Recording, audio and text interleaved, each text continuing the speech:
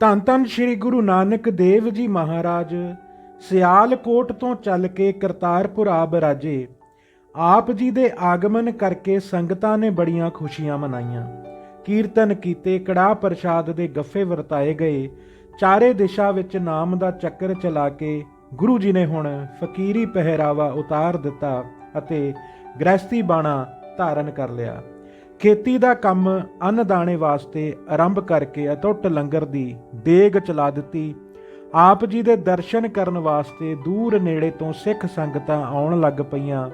ਸਵਾ ਪਹਿਰ ਰਾਤ ਰਹਿੰਦੀ ਤੋਂ ਕੀਰਤਨ ਆਰੰਭ ਹੋ ਜਾਂਦਾ ਅਤੇ ਸਤਨਾਮ ਦੇ ਸਿਮਰਨ ਦਾ ਉਪਦੇਸ਼ ਸਭ ਊਚ ਨੀਚ ਨੂੰ ਨਿਸ਼ਚਾ ਕਰਾਉਂਦੇ, ਜਿਸ ਨੂੰ ਮੰਨ ਕੇ ਵਡਭਾਗੀ ਸਿੱਖ ਸੁੱਖ ਪਾਉਂਦੇ ਅਤੇ ਆਪਣਾ ਜਨਮ ਮਰਨ ਸਵਾਰਦੇ। ਕੁਝ ਸਮੇਂ ਉਪਰੰਤ ਗੁਰੂ ਜੀ ਦਾ ਕਰਤਾਰਪੁਰ ਨਿਵਾਸ ਸੁਣ ਕੇ ਅਜੀਤਾ ਵੀ ਇੱਥੇ ਹੀ ਆ ਰਿਹਾ। ਜਦ ਕੁਝ ਸਮਾਂ ਇੱਥੇ ਬੀਤ ਗਿਆ ਤਾਂ ਅਚਲ ਵਟਾਲੇ ਸ਼ਿਵਰਾਤਰੀ ਦੇ ਮੇਲੇ ਦਾ ਸਮਾਂ ਆ ਗਿਆ। ਇੱਥੇ ਬਹੁਤ ਸਿੱਧ ਇਸ ਮੇਲੇ ਤੇ ਆਉਂਦੇ ਸਨ ਅਤੇ ਲੋਕ ਉਹਨਾਂ ਨੂੰ ਭੇਟਾ ਅਰਪਣ ਕਰਕੇ ਪੂਜਾ ਕਰਦੇ ਸਨ। ਗੁਰੂ ਜੀ ਕੁਝ ਸਿੱਖਾਂ ਅਤੇ ਅਜੀਤੇ ਨੂੰ ਨਾਲ ਲੈ ਮੇਲੇ ਉੱਤੇ ਚਲੇ ਗਏ। ਰਾਤ ਨੂੰ ਬੜੀ ਅੰਧੇਰੀ ਆਈ, ਜਿਸ ਨਾਲ ਬਹੁਤ ਕੰਕਰ ਤੇ ਧੂੜ ਉੱਡੀ। ਮੀਂਹ ਅਤੇ ਬਿਜਲੀ ਦੀ ਕੜਕ ਨੇ ਵੀ ਬੜਾ ਜ਼ੋਰ ਪਾਇਆ, ਜਿਸ ਨਾਲ ਬ੍ਰਿਛਾਂ ਉੱਤੇ ਵਸਣ ਵਾਲੇ ਪੰਛੀ ਮਰ ਗਏ। ਸਵੇਰੇ ਉੱਠ ਕੇ ਗੁਰੂ ਜੀ ਇੱਕ ਉੱਚੇ ਉੱਚੇ ਟਿੱਬੇ ਉੱਤੇ ਬੈਠ ਗਏ ਅਤੇ ਆਪ ਜੀ ਦੇ ਦਰਸ਼ਨ ਕਰਨ ਵਾਸਤੇ ਮੇਲੇ ਦੇ ਲੋਕ ਹੁੰਮ ਹੁਮਾ ਕੇ ਆਉਣ ਲੱਗੇ। ਸਿੱਧਾਂ ਵਾਸਤੇ ਲਿਆਂਦੀਆਂ ਹੋਈਆਂ ਭੇਟਾਂ ਆਪ ਜੀ ਦੇ ਅਰਪਣ ਹੋਣ ਲੱਗ ਪਈਆਂ। ਇਸ ਤਰ੍ਹਾਂ ਆਪ ਜੀ ਪਾਸ ਬਹੁਤ ਸੰਗਤਾਂ ਦੀ ਭੀੜ ਹੋ ਗਈ ਅਤੇ ਖੜੇ ਹੋਣ ਵਾਸਤੇ ਵੀ ਥਾਂ ਨਾ ਰਹੀ। ਜਦ ਸਿੱਧਾਂ ਵੱਲ ਕੋਈ ਨਾ ਗਿਆ ਤਾਂ ਉਹਨਾਂ ਨੇ ਮਨ ਵਿੱਚ ਨਿਰਾਸ਼ ਹੋ ਕੇ ਸਲਾਹ ਕੀਤੀ, ਜੇਕਰ ਇਹਨਾਂ ਨੂੰ ਹੁਣ ਹੌਲਾ ਨਾ ਕੀਤਾ ਤਾਂ ਇਹਨਾਂ ਦੀ ਚੜ੍ਹ ਮੱਚ ਜਾਏਗੀ ਤੇ ਸਾਡੀ ਮਾਨਤਾ ਘਟ ਜਾਏਗੀ। ਇਸ ਭਾਰੀ ਇਕੱਠ ਵਿੱਚ ਕਿਸੇ ਨਾ ਕਿਸੇ ਤਰ੍ਹਾਂ ਇਹਨਾਂ ਨੂੰ ਸ਼ਰਮਿੰਦਾ ਕਰਨ ਲਈ ਸਾਨੂੰ ਪੂਰਾ ਯਤਨ ਕਰਨਾ ਚਾਹੀਦਾ ਹੈ। ਆਪਣੀ ਸ਼ਕਤੀ ਵਿਖਾਈਏ ਅਤੇ ਚਰਚਾ ਕਰਕੇ ਸਭ ਦੇ ਸਾਹਮਣੇ ਇਹਨਾਂ ਦਾ ਮਾਣ ਦੂਰ ਕਰੀਏ। ਸਾਰੇ ਸਿੱਧ ਇਹ ਸਲਾਹ ਕਰਕੇ ਗੁਰੂ ਜੀ ਪਾਸ ਆ ਗਏ। ਗੁਰੂ ਜੀ ਪਾਸ ਬਹੁਤ ਲੋਕਾਂ ਦੀ ਭੀੜ ਸੀ। ਖੜੇ ਹੋਣ ਨੂੰ ਕੋਈ ਥਾਂ ਨਹੀਂ ਸੀ। ਰੁਪਏ ਪੈਸੇ ਦੇ ਚੜਾਵੇ ਦੀ ਵਰਖਾ ਹੋ ਰਹੀ ਸੀ। ਗੁਰੂ ਜੀ ਦੀ ਇਸ ਤਰ੍ਹਾਂ ਹੁੰਦੀ ਮਹਿਮਾ ਨੂੰ ਵੇਖ ਕੇ ਸਿੱਧ ਬੜੇ ਖੁਨਸਾਏ। ਈਰਖਾ ਕਰਕੇ ਮੇਲੇ ਨੂੰ ਉਜਾੜਨ ਵਾਸਤੇ ਉਹਨਾਂ ਨੇ ਰਾਸ ਧਾਰੀਆਂ ਦਾ ਰੁਪਇਆ ਪੈਸਾ ਨਾਲ ਭਰਿਆ ਹੋਇਆ ਲੋਟਾ ਭੰਗਰਨਾਥ ਨੇ ਕਿਤੇ ਲੁਕਾ ਦਿੱਤਾ। ਜਦ ਰਾਸ ਧਾਰੀਆਂ ਨੇ ਲੋਟਾ ਨਾ ਵੇਖਿਆ ਤਾਂ ਉਹਨਾਂ ਨੂੰ ਸਭ ਕੁਝ ਨੱਚਣਾ ਟੱਪਣਾ ਭੁੱਲ ਗਿਆ ਤੇ ਲੋਟੇ ਦੀ ਪੁੱਛ-ਗਿੱਛ ਕਰਨ ਲੱਗ ਪਏ ਕਿ ਕਿਸ ਨੇ ਲਿਆ ਹੈ। ਗੁਰੂ ਜੀ ਨੇ ਆਪਣੇ ਅੰਤਰ ਆਤਮਾ ਨਾਲ ਵੇਖਿਆ ਕਿ ਸਿੱਧਾ ਨੇ ਲੋਟਾ 200 ਕੋਹਾਂ ਤੇ ਆਪਣੀ ਸ਼ਕਤੀ ਨਾਲ ਆਕਾਸ਼ ਵਿੱਚ ਟਿਕਾਇਆ ਹੋਇਆ ਹੈ। ਤਦ ਗੁਰੂ ਜੀ ਨੇ ਆਪਣਾ ਹੱਥ ਉੱਚਾ ਕਰਕੇ ਲੋਟੇ ਨੂੰ ਫੜ ਕੇ ਰਾਸ ਧਾਰੀਆਂ ਨੂੰ ਲਿਆ ਦਿੱਤਾ। ਆਪ ਜੀ ਦੀ ਇਸ ਸ਼ਕਤੀ ਨੂੰ ਵੇਖ ਕੇ ਸਿੱਧ ਬੜੇ ਗੁੱਸੇ ਨਾਲ ਗੁਰੂ ਜੀ ਪਾਸ ਚਰਚਾ ਕਰਨ ਵਾਸਤੇ ਆ ਗਏ। ਭੰਗਰਨਾਥ ਨੇ ਕਿਹਾ, ਤੁਸੀਂ ਗਿਆਨ ਦੀ ਕੋਈ ਰੀਤੀ ਨਹੀਂ ਜਾਣੀ। ਦੁੱਧ ਵਿੱਚ ਕਾਂਜੀ ਪਾ ਕੇ ਉਸ ਨੂੰ ਖਰਾਬ ਕਰ ਦਿੱਤਾ ਹੈ। ਹੁਣ ਉਸ ਦੁੱਧ ਵਿੱਚੋਂ ਮੱਖਣ ਕਿਸ ਤਰ੍ਹਾਂ ਨਿਕਲੇਗਾ?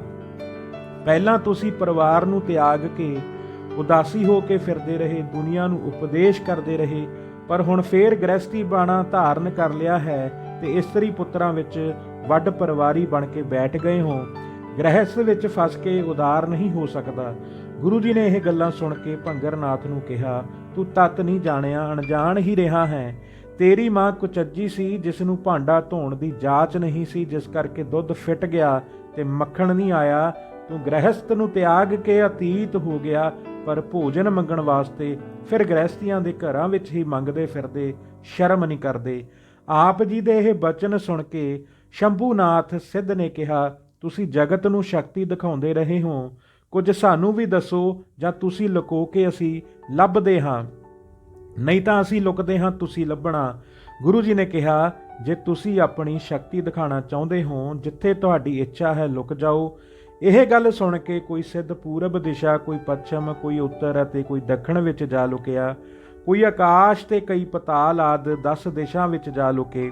ਗੁਰੂ ਜੀ ਨੇ ਜਿਤਨੇ ਸਿੱਧ ਲੁਕੇ ਸਨ ਉਤਨੇ ਹੀ ਸਰੂਪ ਧਾਰਨ ਕਰਕੇ ਸਭ ਨੂੰ ਚੋਟੀ ਤੋਂ ਫੜ ਕੇ ਆਪਣੇ ਟਿਕਾਣੇ ਤੇ ਲੈ ਆਂਦਾ।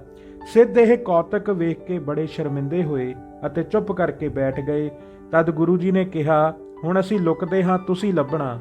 ਪਰ ਜੇ ਸਾਨੂੰ ਲੱਭ ਨਾ ਸਕੋ ਤਾਂ ਟਕਾ ਰੱਖ ਕੇ ਅਰਦਾਸ ਕਰਨੀ ਅਤੇ ਧਰਤੀ ਉੱਤੇ ਸੀਸ ਰੱਖ ਕੇ ਮੱਥਾ ਟੇਕਣਾ, ਅਸੀਂ ਤਤਕਾਲ ਹੀ ਦਰਸ਼ਨ ਦੇ ਦਿਆਂਗੇ। ਇਹ ਸੁਝਾਅ ਦੇ ਕੇ ਗੁਰੂ ਜੀ ਨੇ ਆਪਣੇ ਸਰੀਰ ਦੇ 5 ਤੱਤ ਪ੍ਰਿਥਵੀ, ਅਗਨੀ, ਪੌਣ, ਪਾਣੀ ਤੇ ਆਕਾਸ਼ 5 ਤੱਤਾਂ ਵਿੱਚ ਮੇਲ ਦਿੱਤੇ।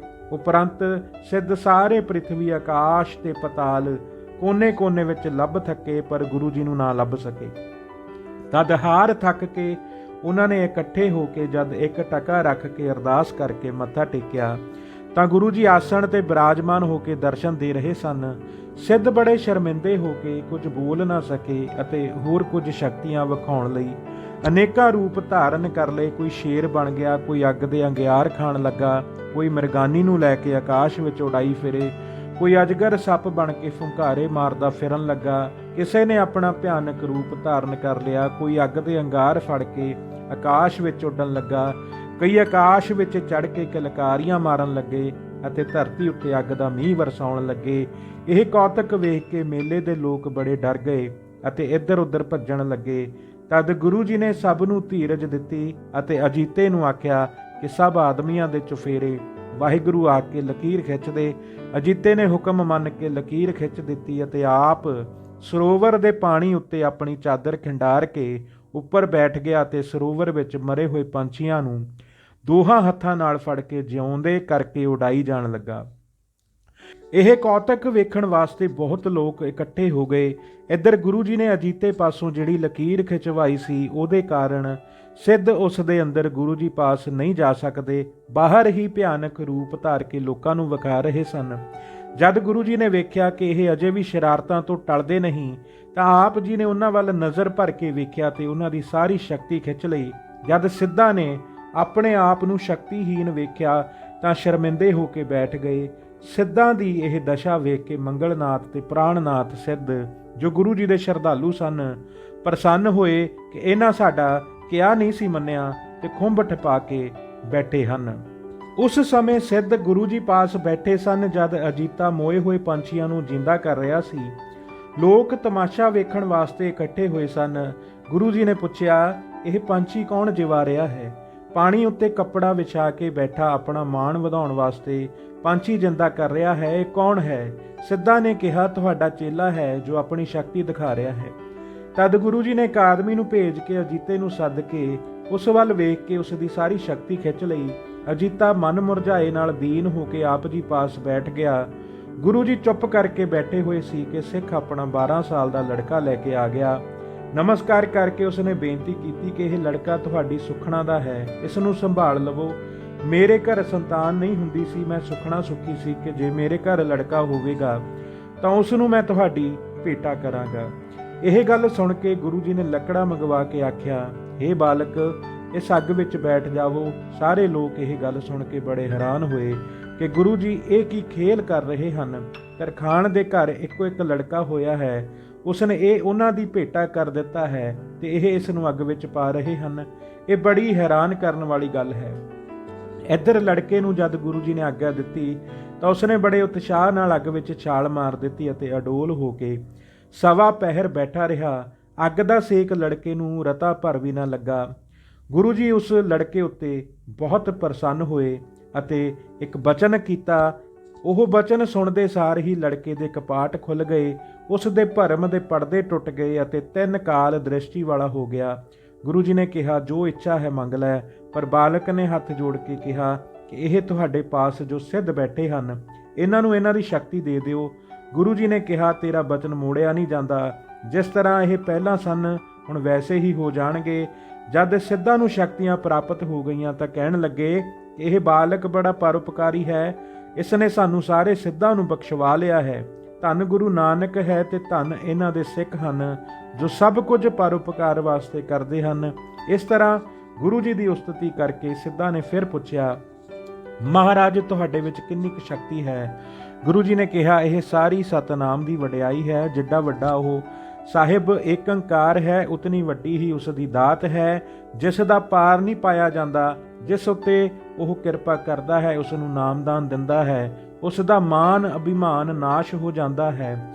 ਉਪਰੰਤ ਗੁਰੂ ਜੀ ਨੇ ਇੱਕ ਸ਼ਲੋਕ ਉਚਾਰਨ ਕੀਤਾ ਜਿਸ ਦਾ ਭਾਵ ਸੀ ਕਿ हे ਸਿੱਧ ਲੋਕੋ, ਜਿਸ ਉੱਤੇ ਵਾਹਿਗੁਰੂ ਕਿਰਪਾ ਕਰੇ ਉਸ ਨੂੰ ਸੱਚੇ ਨਾਮ ਦੀ ਵਡਿਆਈ ਦਿੰਦਾ ਹੈ।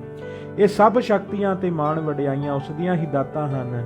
ਇਹ ਸ਼ਲੋਕ ਸੁਣ ਕੇ ਸਾਰੇ ਸਿੱਧਾਂ ਨੇ ਨਮਸਕਾਰਾਂ ਕੀਤੀਆਂ, ਪਰ ਭੰਗਰਨਾਥ ਆਕੜਿਆ ਹੀ ਰਿਹਾ।